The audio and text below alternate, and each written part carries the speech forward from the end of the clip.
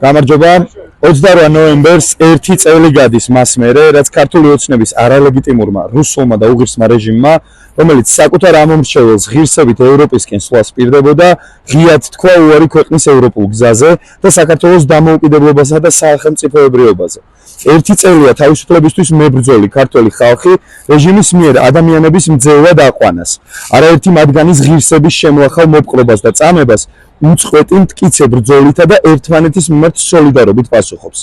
ევროპულ მომავალზე უარის თქმით, სწორედ ბიძინა ივანიშვილმა მოაწყო საკონსტიტუციო გადატრიალება საქართველოს მოქალაქეთა აბსოლუტური უმრავლესობის ნების საწინააღმდეგოდ. ჩვენი ბრძოლა ამ ჩვენი ქვეყნის დამოუკიდებლობისთვის, კონსტიტუციისთვის, ევროპული მომავლისთვის, საქართველოს მოქალაქეთა უსაფრთხოებისთვის, კეთილდღეობისთვის, ქვეყნის გამთლიანებისთვის, ხარისხიანი განათლებისა და კიდევ ბევრი სხვა სიკეთისთვის ბრძოლაა.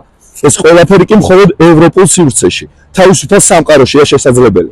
დღეს აქ ვდგავართ უწყვეტ წინააღმდეგობაში მონაწილე სამოქალაქო ორგანიზაციები, საპროტესტო ჯგუფები, პრინციპული პოზიციის გამო რეპრესირებული საჯარო მოხელეები, პოლიტიკური პარტიები, პოლიტიკური პატიმრების წარმომადგენლები და ერთად ვაცხადებთ, რომ რეჟიმმა ვერ შეძლო მთავარი, შეეჩერებინა წინააღმდეგობა, სანამ ჩვენ ვიბრძვით, ვმოქმედებთ, არ ვნებდებით, ივანიშვილი ვერ გაიმარჯვებს.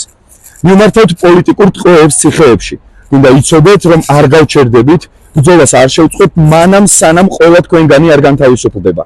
რეჟიმი არ გატყდება და არ დაინიშნება ახალი, თავისუფალი და სამართლიანი არჩევნები, სადაც ხალხი დაიბრუნებს წართმეულ სახელმწიფოს და ქვეყანას დააბრუნებს ევროკავშირში გაწევრების ისტორიულ გზაზე.